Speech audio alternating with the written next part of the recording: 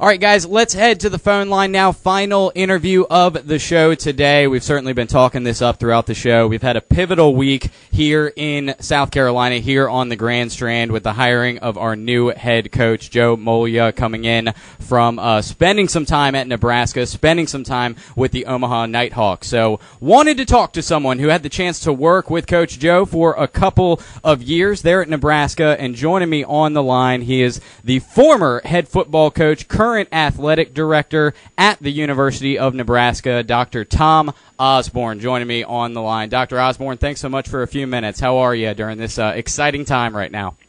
Well, very good. Nice to talk to you. Yeah, so we start off. We have a new head coach here in Myrtle Beach that you've gotten to know, and some people here on the Grand Strand, they're not real sure about his qualifications to be a head coach since he hasn't been one before. But you spent 2 years as an unpaid assistant yourself before being hired as a coach, as did Joe Moglia. What, in your eyes, as an athletic director, qualifies him to be a successful college football coach?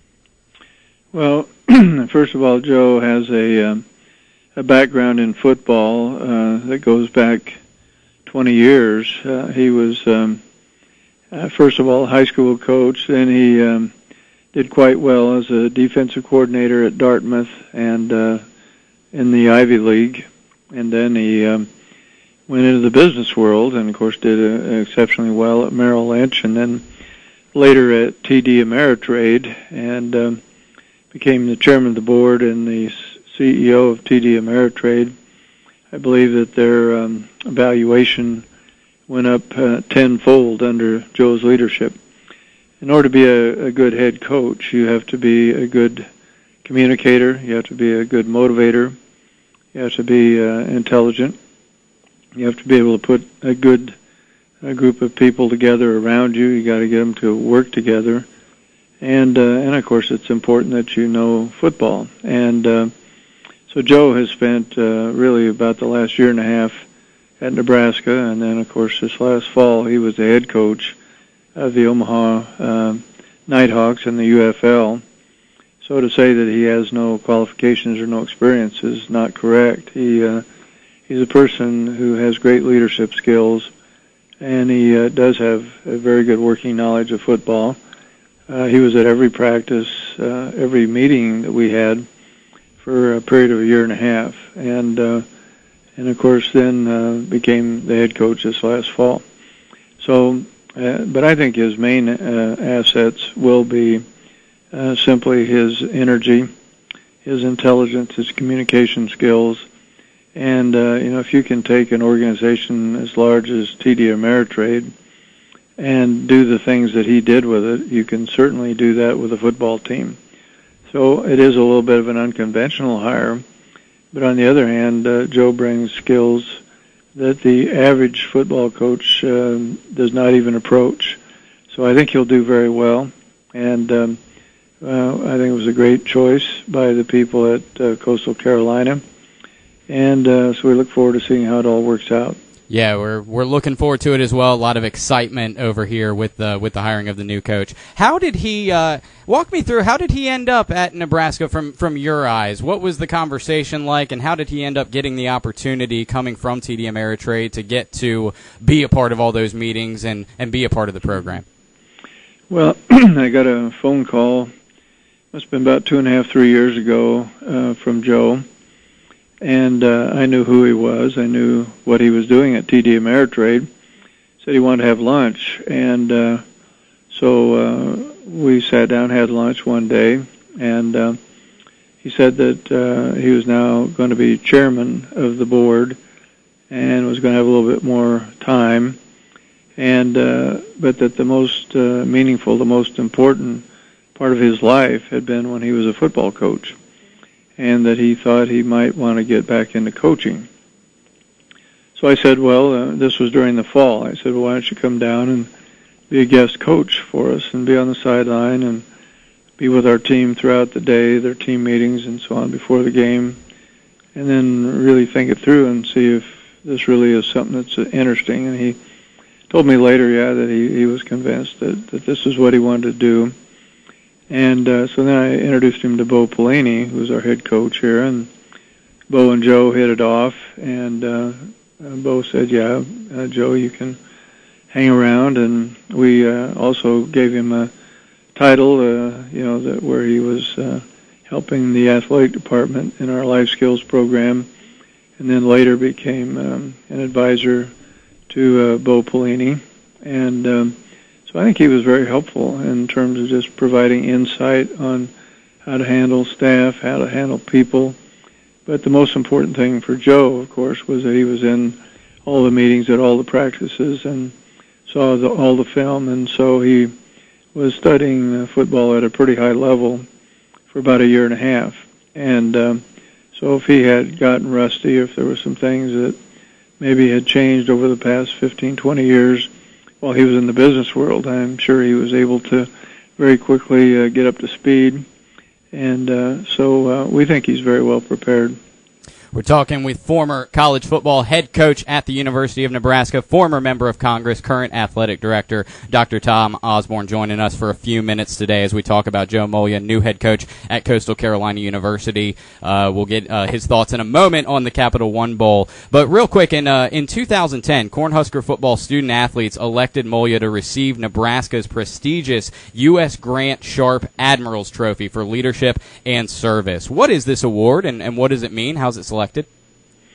Oh, I don't know much about that award. I think our student athletes and others around the athletic department just appreciate all that Joe had done. He'd spoken to all of our student athletes in an assembly, and then he worked with a lot of our teams, talking to them about handling investments, about personality, character issues, things that he thought were important to be successful at any level. And so he made a great contribution around the athletic department, and I think that award was simply a recognition of the fact that he had contributed a great deal. He also spoke, I believe, to the American Football Coaches Association, also was asked to be a keynote speaker to the athletic directors. So as a public speaker and as a public figure, Joe has been in great demand. So in a nutshell, from talking with you about your experience with him, you think this is a great move. You believe he will be very successful as a head coach here at Coastal Carolina. Well, I think so. And, of course, I think it's important that people realize that success is not something that comes overnight in athletics. Joe can make all the right moves, but sometimes you don't see immediate results. It may take 2, 3, 4 years before you really see a significant difference in the program. Now, I think Coastal Carolina has done reasonably well at times in the past, and my understanding is that it's a good situation. And I think Joe will get as much as he possibly can out of the players that are there. He'll put a good staff together. And I think you will see certainly a program that's moving in the right direction. We're talking with Nebraska Athletic Director Dr. Tom Osborne, talking about head coach Joe Moglia for the CCU program. Let's transition, though, to the Capital One Bowl. Your Nebraska Cornhuskers will take on the South Carolina Gamecocks, another team that we talk extensively about here in Myrtle Beach. South Carolina they've overcome a lot of controversy and some injuries to key players this year. Just what are your kind of initial thoughts on the job that Coach Spurrier has done this year and years past, building up to now, building that program back up? Well, Steve has done a very fine job. His defense is very, very sound, very solid, very athletic.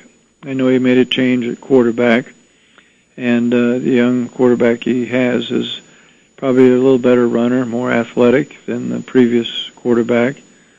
And so anytime you're 10-2, you're a very good football team. And so we have a lot of respect for South Carolina, and I was able to see Steve and other people from South Carolina down in Orlando about a week and a half ago, and so it was good to see him again. We've been acquaintances and friends for probably the last 20, 30 years, so I'm glad to see him having a good year. As a former coach, not to get into all the X's and O's, but just your thoughts. This is an exciting matchup for people here in South Carolina, there in Nebraska, and really across the country. South Carolina versus Nebraska just strikes a chord with a lot of people. Should be a great game. What were your thoughts when you learned that this would be the matchup, and what do you see just as a former coach as the keys to this game for your Nebraska Cornhuskers? Well, we thought it would probably be either South Carolina or Arkansas. Weren't really sure which one, but obviously their defense is very sound and one of the nation's leaders in almost every defensive category. So moving the ball, being consistent on offense, obviously avoiding turnovers and penalties. I'm sounding like an old coach now because everybody always talks about those things. But that'll be critical because they're not going to give you just a lot of easy plays on defense. You have to work for everything you get. Offensively, I think they're very solid. Steve has always been a great offensive coach. And, of course, sometimes the kicking game turns out to be pivotal as well. We have a very good kicker here, a guy named Brett Maher, who is a walk-on player. And Brett handles our punting, our place kicking, and he also kicks off for us. So he does it all and has been very solid for us this year. So, you got to be sound in all three phases, and if you have a chink in one of those three, it can jump up and bite you when you're playing a good team. So it should be an interesting matchup, and we're looking forward to it. Guys, he is the current athletic director at the University of Nebraska, of course, a former coach for 25 years there at Nebraska, former member of Congress, Dr. Tom Osborne. Dr. Osborne, it's been a pleasure to have you on the show today. Have a happy and safe holiday. Enjoy the game following New Year's, and best of luck to your program. Bo Pelini's doing a fantastic job. Well, thank you. Appreciate it.